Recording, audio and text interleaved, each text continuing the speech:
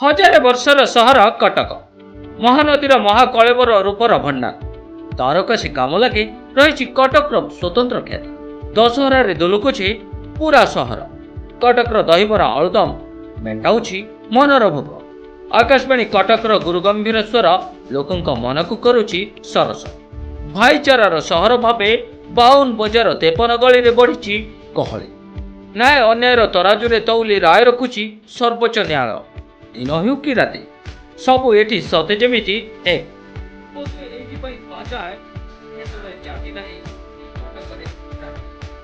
एठी भरी रही कला संस्कृति एठी भरी रही आत्मीय आउ एभली एक ऐतिह्य सहर स्मृति पकाणुची silver city diamond plus hotel सोरा ना अच्छी एठी अत्याधुनिकतार छाप ना अच्छी जुगोपयोगी मसलायुक्त खाद्य ना अच्छी इंडक्शन की गैस रही काठ चुली प्रस्तुत होउची खाद्य ना होटेल अच्छी हाईफाई फर्निचर ना होटेल ना को सेतिकी अट्राक्ट गांधी नीति आउ गांधी आदर्श रे चली होटेल सोरा बापा करथिले आउ पुओ नाती याकु चलाउछन्ती होटेल रे रही खाद्यर नियारा स्वाद जी आसीची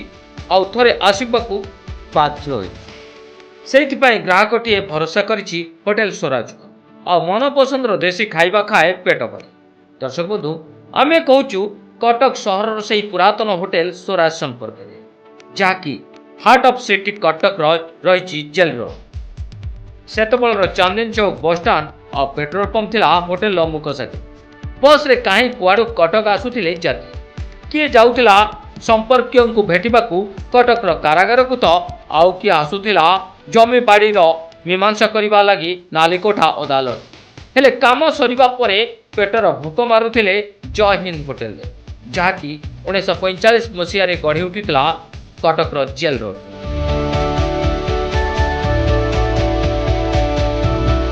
स्वाधीनता को अति पाखर देखिथिले होटेल मालिक स्वर्गत रामचंद्र महांती जहाँ घर हेउची पुरी हेले राग रुषारे 1945 मसीह से छाड़ी घर आ पहुंची नदी कूलिया सहर कटक ना एठी तंकु मिलिला खाइबाकू खाद्य ना मिलिला रहिबाकू जगह घर को फेरिबाकू नथिला तांकर साहस आउ सेई दिन नेइथिले से एक दुस्साहसिक पदक्षेप पाखरे थिबा मात्र 4 अणा पैसा रे आरंभ करिथिले व्यापार करण पुओ साजिला चा बरा दुकानी पा रुटी बिकिकी मध्य रोजगार कला 2 पैसा दिनकु दिन व्यापार बढ़िला लाभ भी हेला आउ दिन केटारे खोलिले जय हिंद होटेल स्वाधीनतार कष्ट को देखिथिबा रामचंद्र होटेल ना रखिथिले जय हिंद होटेल खोलिबा पछर बड़ कारण थिला रामचंद्रंकर भोकर कष्ट आसंतु सुनिबा होटेल स्वराज को नहीं कौन रही से कहानी आउ कौन कहउचंती तांका परिवार लोके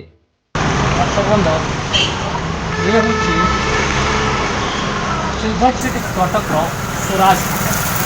जहाँकि 1945 मसीह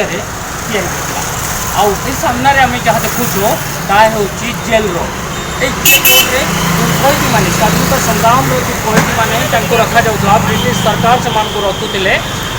से आत्मीय स्वजन परिवार वर्ग जो आसुले से भेटापी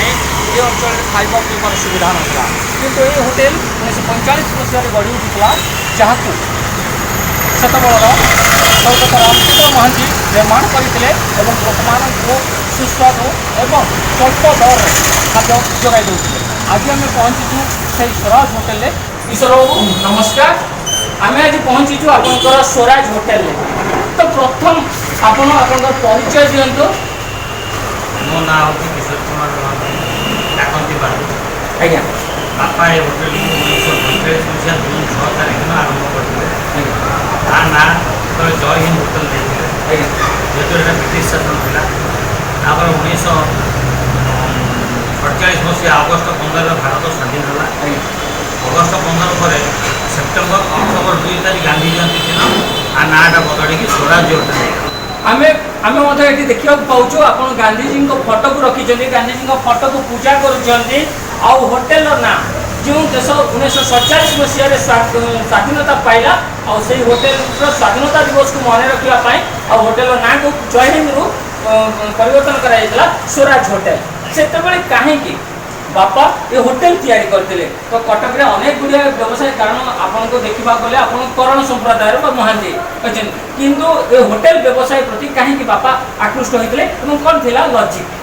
भल प्रश्न आप पचारे करण संप्रदाय कहीकि आम व्यवसाय कहीं बापा भाई इच्छा था कटक को जो आम अरिजिनाल घरटी हूँ पुरी आज्ञा पुरी बापा जो कटक पलि आसते जो बापा मिलता 18 वर्ष बयस सी आसी बुलिकी देखले किसी खावा मिललानी किसी भाई हईराण जेहतु घर रागिकी पलि आसते तो मुझे गोटे कौन करी प्रथम आगे टे अल्प किसी छणाछणी कर व्यवसाय करी भात डाली आरंभ से निजस्व जगह नथिबो से जगह को भड़ा सूत्र रे किंबा से सुविधा अनुसार केबे स्थायी भाव रे जगह को आपण नेले एवं आपण एठी होटल व्यवसाय स्थायी भाव रे हमर एपर्यंत किछि नाही जहाँ अछि मालिकों जगह मालिकों ऊपर हम भरोसा करू ठाकुरों ऊपर समस्त ऊपर ए चलती संस्था निश्चित भाव रे दर्शक बंधु आपण माने देखुतिले जे स्वराज होटेल कथा आम आलोचना करूँ श्रीयुक्त किशोर महांती संपर्क किंतु होटेल स्वतंत्रता कौन कहीं होटेल तार आदर पाई किभली भाव में रोषे प्रक्रिया करा जाए आभली जो मैंने ग्राहक आसती किभली भाव में ट्रिटमेंट कराए आज्ञा रोषे किभली करा जाए रोषे आज्ञा सब काठ चूल्हा आम तैयारी कराए आज्ञा बर्तमान सुधा भी काठ चूल्हा रही बर्तमान सुधा आम से परिवेश से रखीचु और से देखा मिलूँ सब सफा सुतरा हाइजेनिक अच्छे हाइजेनिक अच्छी तापर भी जो रोषिया आम आज 40 वर्ष तक रोषेई करते से तो बुढ़ा बुढ़ा हो गले किए चलीगले किए स्वर्गवास गले पिला बर्तमान आम पाखे अच्छा से भाया ही रोषेई से भाया खाद्य परिवेशन बर्तमान देखा मिलूँ जे जुग सहित समय सहित आमको परिवर्तन हमार अच्छे आमको आकोमोडेशन परिवर्तन करार अच्छे कि आम देखुचु हुए तो विगत दिन जहाँ थी आज से कहीं कहीं परिवर्तन भल प्रश्न पचार यहीटा बापा आम जेहतु पुराणा कालिया लोक थे से तेल मसलार सिस्टम नाला से होटेल से भाया चलूला मझे किसी समय पाई आसी से तेल मसला फ्राए जुग प्रसाद जुग आसी जोटा कि आम से बापा को कहीचु कि आम होटेल टे परिवर्तन दरकार हो कषा और समय आम ये हल्का तेल मसला और सिझा सिझी घर स्टाइल खाइबा को लोक खाइबाटा को आम परिवर्तन करिबा किंतु ओल्ड इज गोल्ड कहला गले बापा कथार मूल्य एबे आपण बुझुछु तो दैनिक आपन एठी केते लोक आसंती होटेल को एवं लॉजिंग रे हमर वर्तमान लॉजिंग रो रूम स्टेन बर्तमान 36टा रूम अच्छी जो रूम भड़ा कर बर्तमान सुधा भी बेपारी हिसाब से कटकटा तो बर्तमान श्रीहीन हो गला कटकटा 4टा जिला हो गला ये कटकर टे व्यवसाय कमी जाए व्यावसायिक स्थिति कमी जाए बहुत कमी जाए चारिड़े डिस्ट्रिक्ट कोर्ट होगा चारिड़े कलेक्टर ऑफिस होगा सीआईडी सब ऑफिस आज्ञा भुवनेश्वर को बहुत गुड़ा ऑफिस चलीगला जहाँफल कि आम कटकटा श्रीहीन भाई भी आमर बहुत रेगुलर कस्टमर अच्छे भल भल लोक देखिए सबुदिन हाइजेनिक खाଇବା खाइबा आस तो जो स्वाद पाई से ग्राहक निश्चित आसे होती स्वर्गत प्रशांत कुमार महांती सुपुत्र आप परिचय दें मो ना किशन महांती मो बयस है 35 वर्ष होटेल व्यवसाय 2015 मैंने या भितर 10 वर्ष होगा होटेल बिजनेस सहित आपको जड़ित होगा तो ये 10 वर्ष भितर कौन फरक देखिले होटेल कौन थिला एवं कौन करने को परिवर्तन चाहते परिवर्तन किसी नहीं मुझे केवल जोटा करूँ आरो उन्नतकरण करने चाहूँ उन्नत कहवा गले आम बर्तमान फास्ट फुड कहूँ चाइनीज कहूँ जो आपंकर तंदूर कहूँ कि जो वेस्टर्न खाद्य कथा कहूँ वेस्टर्न खाद्य आड़ को जी ना आम ओडिशा खाद्य मुझे होटेल को होटेल व्यवसाय बुझे आरंभ कली लोकंर रुचि दिनक दिन घर खाद्य प्रति बढ़ी चलती जोटा कि मुझे डेभलपमेंटा मुझे देखी विगत 10 वर्ष से मुझे चाहिए फास्टफुड कर पारि मुझे चाहिए मोबाइल आइटम चाइनीज आइटम कर पारि कि मुझे ध्यान नदी जो जिनसा हजि जाऊँ जमीक मुझे सब चेष्टा कै गाँव खाद्य मैंने आम ओडिशा देशी खाद्य घर खाद्य ଯେମିତି ଆମେ ଘରେ ଖାଉ। କ'ଣ ଖାଦ୍ୟ ଏଠି ଲୋକଙ୍କୁ ମିଳିପାରେ? ଯେମିତି ସାଧା ଦିନରେ ଆଇଁଷ କହିଲେ ତ ମଟନ୍, ଚିକେନ୍, ମାଛ ସମସ୍ତେ କରୁଛନ୍ତି। ତା ମଧ୍ୟରେ ମଧ୍ୟ ମାଛ, ମଟନ୍, ଭଲ ଖାସି ମାଂସ, ଭଲ ମାଛ, ଦେଶୀ ମାଛ ଆଣି କରିବା। ତା ଛଡ଼ା ସାଧାରେ ନନଭେଜ୍ ଗଲା, ଭେଜ୍ରେ ଆପଣ କ'ଣ? ଭେଜ୍ ସାଧା ଆପଣ ଭେଜ୍ ଯେଉଁ କହୁଛନ୍ତି କି ଯେମିତିକି ସାଧା ଦିନରେ ଆମର ଯେମିତି 20-25 ପ୍ରକାର ଆଇଟମ୍ ହୁଏ। ଅଲଗା ଅନୁଷ୍ଠାନ ମାନଙ୍କରେ ଦେଖିବେ ସେମାନେ ପନିର, ଛତୁ, ଚଣା ଏସବୁ ଜିନିଷ କରିବାକୁ ବେଶୀ ଆଗ୍ରହୀ ଥାଏ, କିନ୍ତୁ ମୁଁ ଚେଷ୍ଟା କରେ ସବୁ ପରିବା କଭର୍ କରିବା ପାଇଁ। ଯେମିତିକି ଗୋଟା କଲରା ଭଜା, ଲିମ୍ବ ଗଡ଼, ପିତା ଶାଗ, ଦହି ବୁନ୍ଦି, ଟମାଟୋ ଚଟଣି, ଆଳୁ ବାଇଗଣ ଭର୍ତ୍ତା, ମାନେ ଆମର କଲକ ଚଟଣି, ବଡ଼ି ଚୁରା, ଏଇଭଳି ମାନେ ଓଡ଼ିଆ ଖାଦ୍ୟ ତା ସହିତ ଏଇସବୁ ଭଜାଭଜିରେ କହିଲି। ତାପରେ ମଧ୍ୟ ଆମ ଓଡ଼ିଆ ଟ୍ରାଡ଼ିସନାଲ୍ ତରକାରୀ ଆଇଟମ୍ ଯେମିତି ଭେଣ୍ଡି ଆଳୁ ବାଇଗଣ ତରକାରୀ ସୋରିଷ ଦେଇ ଘରେ ହୁଏ। ଆମ୍ବିଳ ଆମ୍ବିଳ ବୋଲି ଆମେ ବେସର ତରକାରୀ, ବେସର ଆମ୍ବିଳ, ଶାଗ ମୁଗ ହୁଏ। ଶାଗ ମୁଗ ଯୋଉଟା ପୁରୀର ବେଷ୍ଟ ଖାଦ୍ୟ। ଆମର ଗୋଟେ ଓଡ଼ିଆ ଖାଦ୍ୟ ଅଛି ପାଳଙ୍ଗ ଶାଗ ସନ୍ତୁଳା। ସେସବୁ ଜିନିଷ ବି ଆମେ